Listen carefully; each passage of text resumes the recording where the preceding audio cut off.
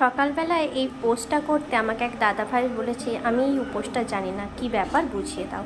সেটা বোঝানোর জন্যই আমি তোমাদের সঙ্গে ভিডিওটা তুলে ধরলাম। সকালবেলায় স্নান করেই দেখো কাঁঠাল পাতা বেলপাতা জোগাড় করে নিয়েছি, আর দূর্বা দিয়ে সুন্দর করে খিলি মুড়ে নিয়েছি। খিলিটা আসলে কি সেটা আমি তোমাদের বুঝিয়ে বলি।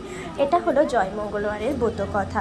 জ্যৈষ্ঠী মাসে প্রত্যেকটা মঙ্গলবার জয় মঙ্গলবারের আমাদের ব্রতকথা হয়। গ্রাম বাংলায় এগুলো হয়। আমি বিয়ের আগে থেকে এগুলো করি, কারণ আমার বাপের বাড়ি এই পুজোগুলো হতো ব্রাহ্মণ ডেকেই। আমাদের বাড়িতে সবাই পুজো দিতে আসতো।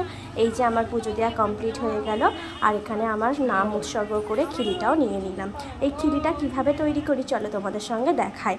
এতে আছে কি জানো তো, এখানে আর যে ধান হয়, ধান থেকে ধানগুলো ছাড়িয়ে চাল বার করে নিতে হয়, আর জব থেকে ভালো করে ছাড়িয়ে জবগুলো নিতে হয়। 17খানা জব, 17খানা ধান, 17টা তুলসী পাতা আর 17টা দূর্বা দিয়ে সুন্দর করে খিলিটাকে মুড়তে হয়।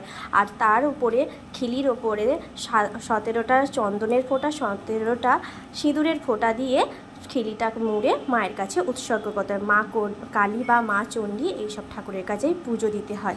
আর কলা দিয়ে এই খিলিটাকে ভালো করে দেখো গোটা গোটা সমেতই গদ গিলতে হয়। এই গদ গেলা সম্পন্ন করতে হয়। এতে কি হয়, এর ব্রতের অনেক ফলাফল আছে। ব্রত পড়ে তারপরে খিলিটা খেতে হয়, আর সংসারে আয় উন্নতি, ছেলে সবাইকে নিয়ে সুখে থাকে।